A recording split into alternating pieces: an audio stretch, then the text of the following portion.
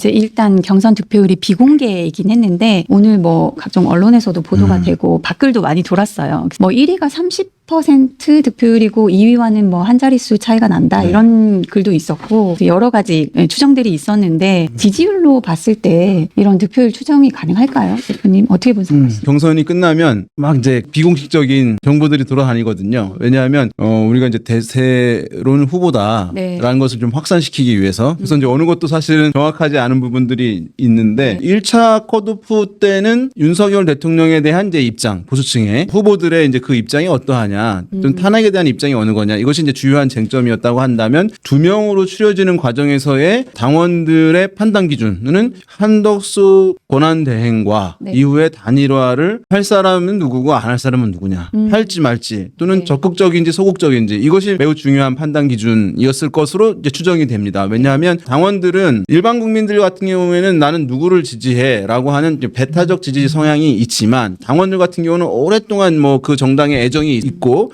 그 정당이 최종적으로 생각하는 것은 최종 후보가 경쟁력을 보일 만한 인물이어야 된다, 보여야 한다라고 하는 것. 그래서 제일 어쨌든 득표를 많이 할 후보를 뽑는 게 중요하다라고 하는 판단 기준을 갖고 있을 거라고 봐요. 당원들 같은 경우에는. 그래서 누구라고 딱 정해지는 부분들이 있는 사람도 있지만 아닌 분들이 이제 상당히 많고 그것은 뭐 흔히 언론에서는 전략적 투표를 당원들은 더 할 수 있다라고 이제 얘기를 하는 것인데 그래서 그 과정에서 홍준표 후보 같은 경우에는 한덕수 대행과 단일화 하겠다고 했지만 그것이 이제 강도가 제가 봤을 때 좀 약했고 약간 또 왔다 갔다 하는 측면들이 있었고 그다음에 언론에서 어떻게 평가를 했냐면 다른 사람들은 모르겠지만 이제 홍준표 후보가 만약에 됐다 그러면은 이거 단일화를 안 하고 굉장히 사실 지연시키면서 매끄럽지 않을 것이다라고 하는 우려들 이런 것들을 이제 지적한 부분들이 있거든요. 왜냐하면 이제 개인 캐릭터를 또 반영을 한 것이겠죠. 그것이 사실은 손해를 막판에 보게 되면서 김문수 후보가 오히려 이제 그 유사한 그룹이니까 물론 이제 혜택을 좀 본 측면이 있겠고 한동훈 후보 같은 경우에는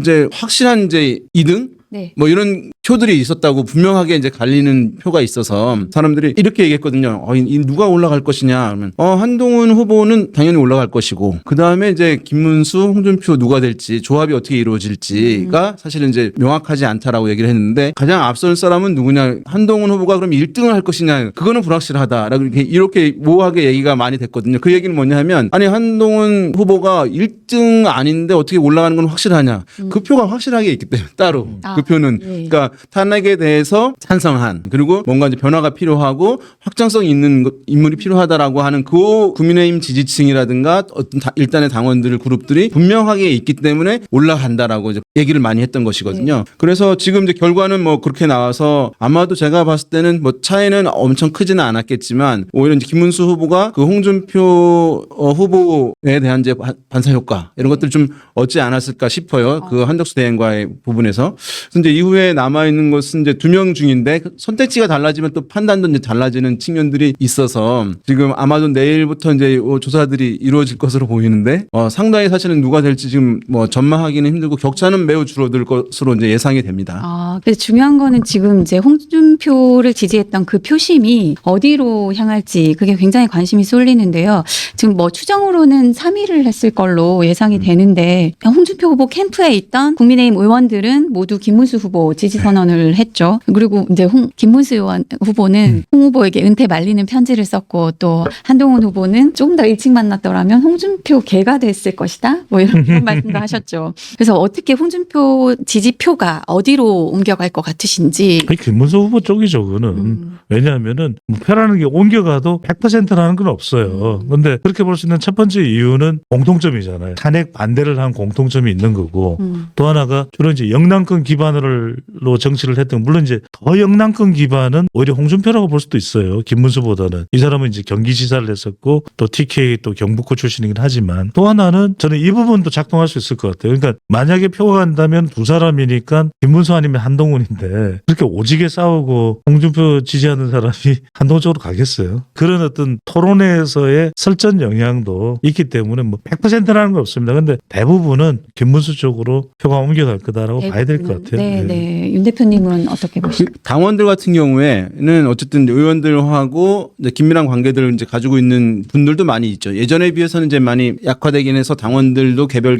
자율성을 많이 갖고 있는 건 맞습니다만은 그럼에도 불구하고 그 의원들이 이렇게 이제 김문수 후보 쪽으로 지지하고 옮겨가고 하면은 당원들을 이제 좀 영향을 받을 가능성이 있어 보이고 반면에 이제 일반 국민 조사에서 국민 지지층이라든가 특히 문재인 무당층 같은 경우에는 선택지가 김문수, 홍준표, 한동훈, 안철수 이렇게였다가 김문수와 한동훈만 있는 거잖아요. 네. 그런 상황이면 그냥 일반 국민들 조사 이제 50%가 들어가는데 무당층을 중심으로 해서는 김문수보다는 한동훈 탄핵에 대해서 분명하게 이제 찬성 입장을 보이고 좀 변화해야 한다, 쇄신해야 된다 이제 이런 입장을 이제 가지고 있는 것에 동의하는 무당층들은 더 많을 수밖에 없기 때문에 그러면 거기서는 홍준표 뭐 개인에 대한 이제 매력 때문에 이제 갔다가도 또 한동훈 후보가 올라가는 측면도 있을 수 있다고 보이거든요. 그래서 당원과 이제 일반 무당층을 중심으로 한 일반 국민 조사에서 약간 양상은 또 다르게 또 반영될 수도 있는 여지가 있어 보여요.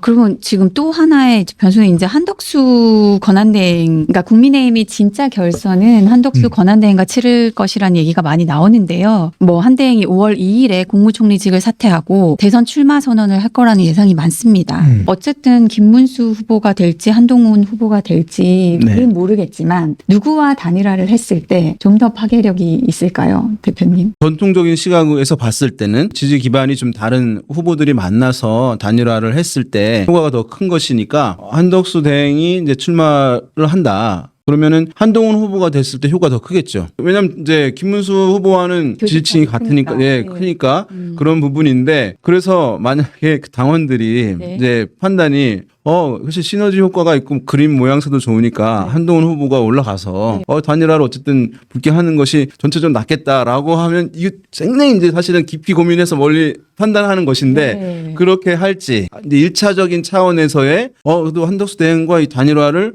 김문수 후보는 예 알겠습니다 하고 굉장히 빠르게 할 것 같은데 한동훈 후보와는 좀 이걸 밀고 당기고 하면서 시한이 좀 넘어가면 어떡하지? 뭐 이런 판단을 할 것인지 제가 봤을 때 그것에 대한 고민들이 당원들이 있고 그 고민의 방향에 따라서 결과에 결정적인 영향을 줄 것 같아요. 이게 이제 후보들 한 명씩 이제 지지하느냐 하지 않을 것이냐 이렇게 물은 이제 새로운 이제 조사인데 이 조사 이제 그래프 화면 보시면은 아시는데 거기에 사실은 더 세부적으로 나눠져 있거든요. 뭐 절대 지지, 적극 지지한다, 지지 의향이 그냥 있다. 그걸 합쳐서 이제 지지한다라고 표현을 한 것이고 또 지지 의향 없다와 절대 지지하지 않는다를 묶어가지고 반대한다라고 이제 지금 나가는 이제 그래프에서 보여주고 있는 것인데 이걸 가지고 하면 어쨌든 지지층을 좀 충분하게 풍성하게 분석을 할 수가 있는데 한덕수 대행과 김문수 후보 안에 이제 단일화가 이루어진다라고 가정을 했을 때 지금 국민의힘 지지층에서 김문수 후보에 대해서는 국민의힘 지지층에서 59%가 지지한다고 응답을 했어요 여기서. 그런데 한덕수 대행에 대해서는 69%가 뭐 지지한다고 했으니까 그러니까 사실은 한덕수 대행이 김문수 후보를 이렇게 뭐 포괄한다고 할까요? 그런 상황이고 나머지 사실은 중도나 이런 데서 차이가 크지 않은데 한동훈 후보와 비교해 봤을 때는 이 세 명에 있는 인물들 중에서 봤을 때 중도층에서 가장 지지 의향 크게 받고 있는 후보가 한동훈 후보예요. 23%가 나오는데 한덕수 대행은 20%가 안 돼요. 중도층에서. 그러면 중도층에서 상대적으로 한동훈 대행이 좀 더 높은 지지를 받고 있으니까 지지 기반이 다르다고 할 수 있는 것이고 실제 연령별로 봤을 때도 한동훈 대행은 뭐 50대 등에서도 20%를 넘게 이제 지지를 받고 있거든요. 이제 60대, 70대 외에도. 그런데 다른 후보들은 좀 그것이 낮고 있는 부분들. 그다음에 대구, 경북 지역에서 지지가 많은 데 비해서 한동훈 대행은 지역에도 좀 고르게 나타나는 부분들이 있어요. 대구, 경북에 편중되지 않은 부분들이 있거든요. 그렇게 되면 어쨌든 이제 단일화에 있어서는 기반이 좀 다른 것이니까 효과는 좀 더 있을 수는 있고 모양새도 사실은 더 나은 부분이 있는데 물론 이제 이게 그렇다고 단일화 한다고 했을 때 실제 지지층들이 다 합쳐질 것이냐는 그거 굉장히 사실은 그 과정에 상호 간에 퍼포먼스를 상당히 잘 해야 돼요. 왜 내가 좋아하던 사람인데 싫어하던 사람을 지지하게 되는 거잖아요. 내가 좋아하던 사람이 손을 들어줬기 때문에 옮겨가는 것인데 그것이 아주 매끄럽게 사실은 이루어져야 되는 것이거든요. 지금 나오고 있는 조사들에서 특이한 현상은 뭐냐 하면 대선 가상 3자 대결 조사들 보시게 되면 네. 김문수, 한동훈 이렇게 나오고 있는 조사들 또 다른 후보들도 그렇지만 이재명 후보는 50%막 되는데 국민의힘 후보들은 20%뭐 내외 이렇게 되는 거예요. 네. 그러면 국민의힘의 정당 지지율보다도 안 나오는 거예요. 어느 당의 대표 후보가 됐다 전제하고 물어보는 것이기 때문에 네. 내가 지지하지 않던 사람이라도 그 사람으로 단일화가 됐거나 최종 후보가 결정되면 네. 지지를 보내는 것이 맞거든요. 일반 제약은 될 수 있겠지만 근데 지금은 떨어져도 너무 격차가 커요. 당 지지율하고. 그러니까 이 국민의힘 지지자들이 후보에 따라서 지지를 표출하는 여부가 지금 다르다는 갈려 있고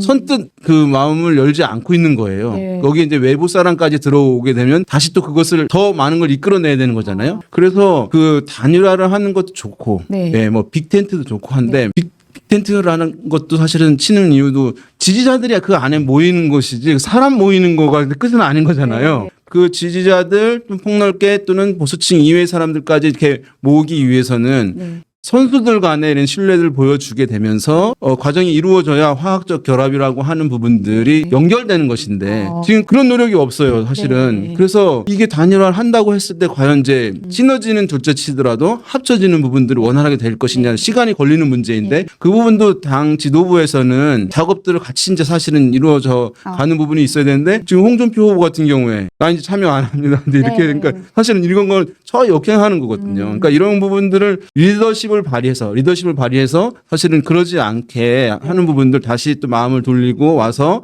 이제 캠페인에 참여해주고 하는 것들을 그것이 이제 지도부의 역량인 것이죠. 리더십으로서. 정계의 주요 인물은 대통령감 인식에 대해서 이 그래프를 이렇게 보면 돼요. 첫 번째로는 반대가 지지한다보다 다 많잖아요. 예. 심지어는 이재명 후보도 지지보다는 반대가 많아요. 예. 그러니까 다 지금 나와 있는 대선 후보는 비호감인데 그래도 조금이라도 덜 비호감이 뭐냐면 지금 이재명 후보 같은 경우에는 네거티브 선거를 하는 건 아니잖아요. 그죠? 네. 본선 모드로 이미 대세론을 가지고 대세론을 업고 이제 들어가 있으니까. 그러니까 이거 보면은 한덕수가 대략 28이니까 30%로 잡고 국민의힘 후보를 보면 별 차이가 없어요.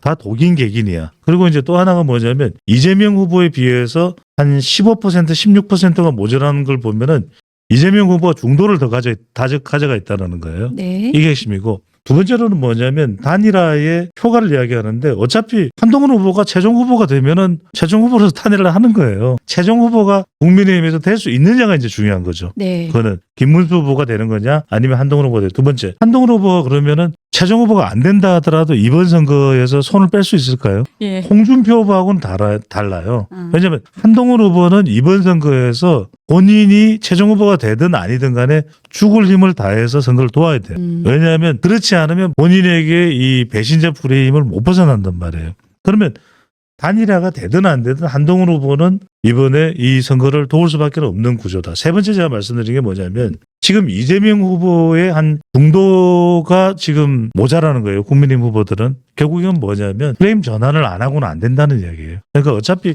프레임 전환을 해야 돼요.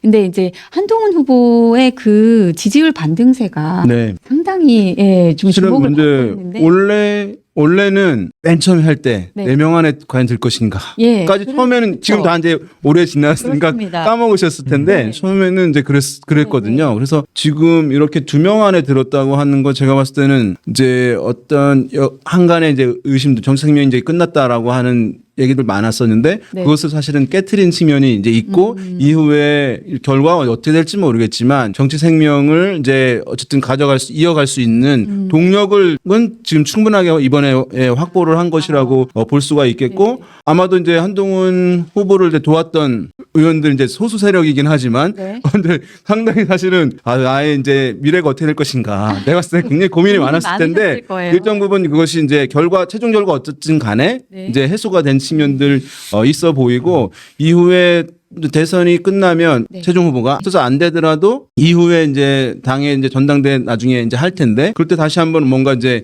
도전하거나 세력을 확보하고 하거나 당원들이 대선 결과에 따라서 이제 쇄신과 변화가 더 필요하다라고 하는 흐름으로 이제 가거나 왜냐하면 또 계속 탄핵에 매여 있을 수는 없는 것이거든요. 그 입장에 가지고 네. 그것에 따라서 다시 한번 이제 이 보수 정당 내에서의 뭐 역할 비중 뭐 이런 것들이 이제 달라질 수 있는 측면이 있다고 할 수 있겠고요. 네. 최근에 어쨌든 보게 되면 예전에는 그 국민의힘 지지층 또는 당원 등에서 대표가 지난번 될 때는 뭐 상당히 이제 주목을 받았지만 그렇죠. 그 이후에 이제 탄핵 이후에 급격히 낮아진 상황이었거든요. 네. 그런 상황이었는데 최근 조사들 보게 되면 어쨌든 다른 보수 주자들 뭐 상당히 이제 상승세를 보인 거의 유일한 후보였거든요. 네. 이번 이제 경선 국면에서 네. 그런 점에서 상당히 다른 모습을 좀 보여준 측면이 이제 있다고 할 수가 있겠고, 하면 이제 내일부터 이제 시작되는 네. 그 2인에서 그 당원들 어떤 전략적 투표에 네. 어떤 이제 결과로 나올지 그건 좀 지켜봐야 되겠습니다. 네. 네. 여기 모르면 최대 128만 원 손해. 아정당은 지원금 설치 당일 즉시 입금. 약정 끝날 때마다 받을 수 있어요. 법이 정해둔 지원금 당연히 챙기셔야죠. 심지어 이제 카드까지 최대 혜택 받고 800종 이상 한 번에 비교돼요. 전국 가입자 수 1위 아정당. 가장 많은 가입 수당으로 최대 현금. 다른 곳보다 혜택이 적다면 차액의 120% 보상. 24시간 무료 상담. 초고속 설치까지. 불만족 시 전액 환불하는 보장이사도 있어요. 인터넷 정수기 휴대폰 이사 청소 카드까지. 정당하게 받자. 아정당. 가상 3자 대결, 이제 그래프를 좀 보여주시면 좋을 것 같은데, 여기서 보면은 이재명 50.9, 또 김문수, 또 한동훈 대결에서도 이재명은 50.7이거든요. 이 50.9다, 50.7이다 그러면 난공불락이에요. 근데 선거는 굉장히 여러분들 이게 선거, 공학이 재밌는 게 뭐냐면, 제가 이렇게 설명을 드려볼게요. 50.9인데 그냥 50이라고 치고, 여기서 5%가 빠지면 45%죠. 네.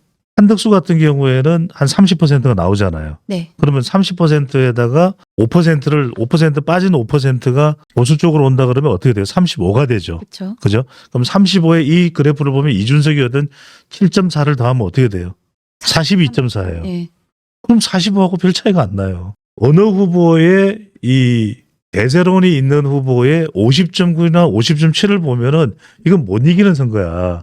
그런데 이걸 5%를 가져온다고 생각하면 이게 그래서 아까 제가 말씀드린 민주당 표를 가져올 수는 없잖아요. 그러니까 결국 중도층이에요. 그래서 프레임 전환이 가능하냐. 프레임 전환이 가능하지 않으면 이번 선거는 볼 것도 없고 볼 것도 없이 그냥 안 봐도 비디오예요. 45와 42.4는 50.7과 20%대의 지지율은 완전히 다른 이야기거든요. 그러니까 해볼 만하다는 거예요.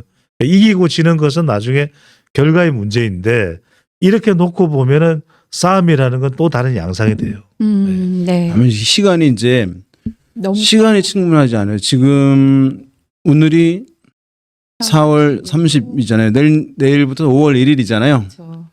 이제 6월 3일이 대선이고 사전 투표가 5월 29일 네. 시작할 겁니다.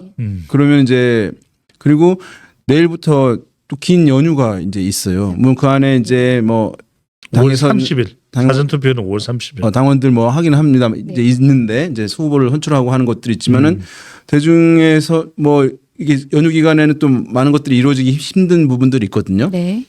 그러니까 사실 선거 기간이 이제 아직 충분하게 남지는 않은 상황이어서 그 부분 아까 말씀드린 대로 단일화든 빅텐트들 하면 그 후보들이 뭐라 하는 부분이긴 하지만 이 지지자들이 어쨌든 그것에 호응을 해주는 이제 신뢰가 서로 형성이 되면서 옮겨가야 네. 효과가 있는 것이거든요. 네. 네. 가령 노무현 정몽주 단일화 한 20일 걸렸던 것 같아요. 네. 그 당시에 한 달 가까이. 그러니까 그런 부분들 될까 말까 하면 극적인 이런 것도 연출을 하는 것이거든요. 안 될 판이 깨진다. 네. 뭐 이런 거 했다가 다시 됐다. 뭐 이런 것들이 있을 때 사실은 이제 드라마성을 더 갖는 것인데 효과도 크고 지금 짧은에 무조건 해야 한다는 그 기준으로 가게 되면 네.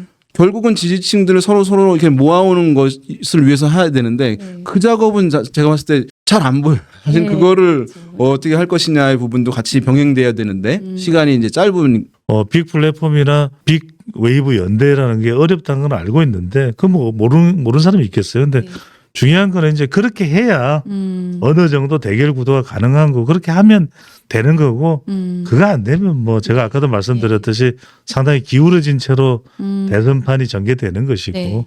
단일화를 하는데 이제 한 가지 이준석 후보를 빼고 단일화하면 저는 그것도 좀 의미가 상당히 떨어지는 것 같아요. 예, 왜냐하면 선을 긋고 있거든요. 예, 지금 다자구도에서는 한 뭐 1%, 2% 이렇게 나오니까 없어도 되는 거 아니가 생각하지만 3자구도를 가정해 놓고 봤을 때는 이준석 후보가 상당히 의미 있는 표를 득표를 하고 있거든요. 지지를 얻고 있거든요. 10% 가까이. 네. 그러면 아까도 얘기했지만 모름뭉다 빼고 하면 두 자릿수 될 가능성이 있어요. 제가 봤을 때. 그다음에 국민의힘 후보의 성격이 어떠냐에 따라서 그 이상 갈 수도 있는 것이거든요. 이준석 후보와의 단일화도 성사를 시켜야 이 단일화 논의가 궁극에 가서 의미가 있는 것이지 그것이 이제 빠져버리면 제가 봤을 때는 이제 민주당의 이재명 후보 측에서는 이준석 후보가 끝까지 완주를 해서 3자 구도로 치러지는 것. 원하겠죠? 그걸 제일 원할 수밖에 그렇죠. 네. 없어요. 그거 하면 뭐 사실은 결과를 뻔할 수 있거든요. 네. 그러니까 이제 지금 이준석 후보를 빼고 얘기가 많이 이루어지는데 그것도 사실은 포함을 시켜야 이 단일화 논의가 더욱 의미를 가질 수 있을 것 같아요. 네. 근데 이런 설명을 좀 드릴게요. 이제 이게 워낙 이번 대에서는 양자 대결 구도가 되다 보니까 지금은 이제 국민의힘 후보나 보수 후보가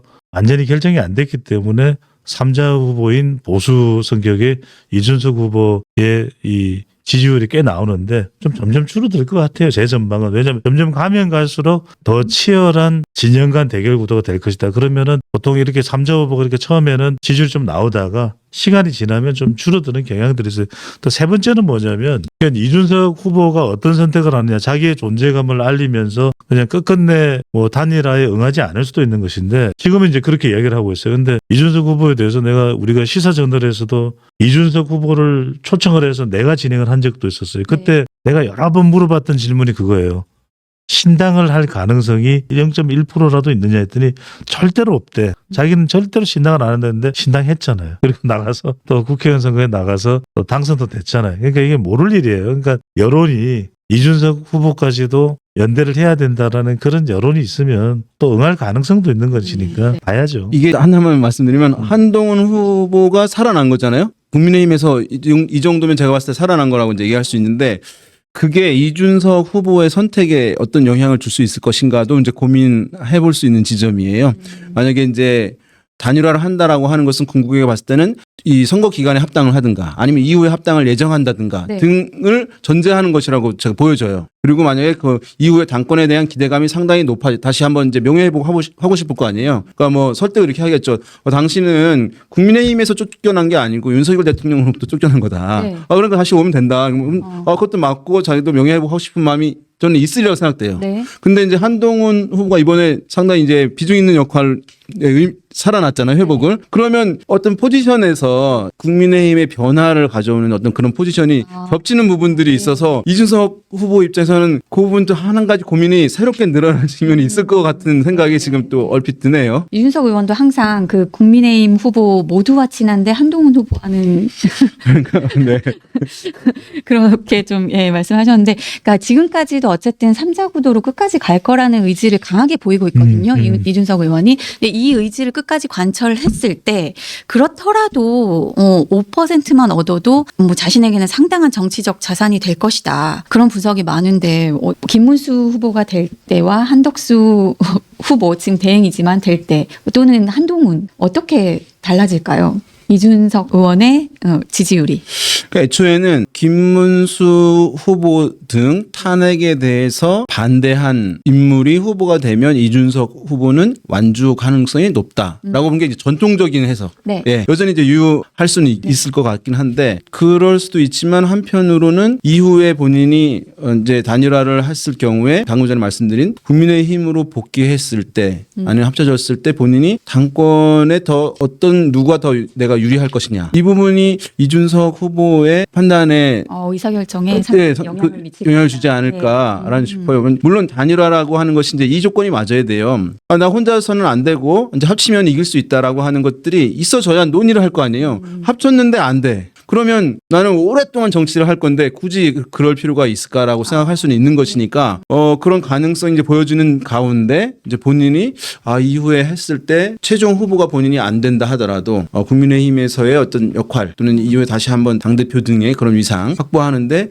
유리한 것은 최종 후보가 누구일 때 좀 쉬울 것이냐 뭐 이런 부분 고민할 것 같은데 그 정도 지금 얘기할 수 있을 것 같아요. 네.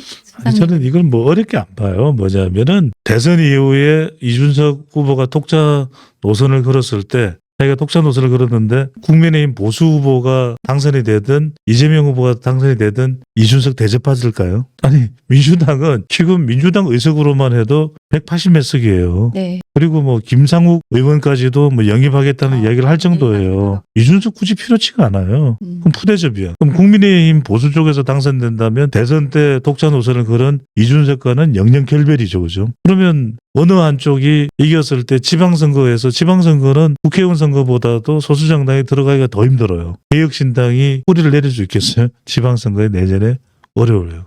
이준석 후보로서는 국민의힘은 만신창이가 됐잖아요. 오죽했으면 권영세 비상대책위원장이 이준석 필요하다 이런 이야기를 하잖아요. 몸값이 천정부지로 치솟았어. 그리고 이준석 후보가 그 가장 몸값이 대선 국면에서 가장 올라갔을 때 보수로 돌아오잖아요. 그렇게 돌아온 이준석을 내칠 사람이 있을까요? 국민의힘 내에서? 그런 이준석을 내칠 사람이 있을까요? 없어요. 이준석을 내칠 수가 없어요. 왜냐하면은 대선에서 이기면 이기는 대로 이준석이 와줘서 공로가 큰 것이고 그거는 엄청난 공로가 되는 것이고 설사 지더라도 젊은 세대들 표심을 끌고 가야 민주당의 대응이 가능하단 말이에요. 그런 점에서라도 이준석 존재 가치는 더 있고 이준석을 당에서 쫓아낼 사람이 없어요. 이제 민주당 상황 좀 살펴볼까 하는데요. 이재명 후보가 90% 가까운 지지율로 이제 최종 후보가 됐고 지지율도 지난주 이어서 계속 최고치를 유지하고 있는 거죠. 네, 지금 네. 뭐 이제 한국갤럽 조사에서는 아까 그래프 이제 보여드리는 것에서는 38% 나오고 있잖아요. 네. 어떤 조사들에서는 이제 40% 넘기도 하고 네. 그러니까 다자대결 조사에서 40%를 넘는다. 지난번 말씀드렸는지 모르겠는데 역대 대선에서는 없던 것이기 때문에 사실은 뭐 이 확장성이 문제가 있다. 라고 이제 하기에는 네. 수치가 상당히 사실은 매우 높은 그런 수준이라고 할 수가 있어요. 네. 그래서 물론 이제 많은 분들이 이제 그래도 다른 이제 보수 주자들 합하고 하면은 비슷하지 않냐. 그건 맞는 얘기예요. 네. 근데 이제 모든 후보들이 사실은 지지율 조사에서 나오는 것보다 좀 더 득표율은 올라가게 돼 있어요. 네, 네. 왜냐하면 여론조사에서는 모른무응답이라고 있잖아요. 네. 근데 선거 결과에서는 모른무응답이 없어요. 약간의 무효표가 있죠. 네. 그러니까 그것이 빠지고 다시 100으로 하면 모든 주자들 득표율은 좀 올라가게 돼 있는 거예요. 네. 그러니까 50이 안 되더라도 50 가까이 이제 갈 수도 있는 거예요. 이제 이재명 후보 같은 경우에는. 그래서 지금 높고 보수 후보들이 합치면은 이제 비슷하게 나오는 경쟁구도 되는 건 맞아요. 제가 봤을 때. 그런데 그것이 이제 합쳐지는 문제. 또 다른 문제인 것이거든요. 그래서 어떤 한 명으로 다 모아지는데 그러면 거기서는 다시 또 이재명 후보한테도 지지가 가는 사람이 있거든요. 네. 그러니까 보수의 후보가 한 명으로 정해졌을 때 네. 그런 부분들이 있기 때문에 사실은 저는 그것도 사실은 아주 엄밀한 분석이라고 보기는 힘들어요. 그러니까 이재명 후보가 가지고 있는 지지율, 나머지 후보들 다 합하면은 얼마. 그러니까 아직 가능성이 일단 산수적으로는 얘기할 수 있는데 네. 거기서는 그게 다 모아진다는 전제가 없고 또 이탈할 수도 있는 부분들도 있는 것이니까. 네. 이제 그러니까 사실은 얼마만큼 지금 이재명 후보가 이제 상당히 사실은 그 지지율이 네. 굉장히 높고 탄탄하게 나와 있는지를 이제 보여주는 것이라고 할 수가 있죠. 네. 그래서 이 흐름들이 뭐 지금 계속 이제 이어질 거라고 보기는 하는데 네. 다만 이제 아직도 이제 물론 중도나 유동층들이 있기 때문에 대선에서는 중도층 무당층들이 이제 어쨌든 투표장에 대고 나오는 것이기 때문에 뭐 이건 뭐 아직 지금 뭐 100%다라고 이제 단정할 수는 없을 텐데요. 그래서 여론조사를 이렇게 생각할 수 있어요. 여론조사 나오잖아요.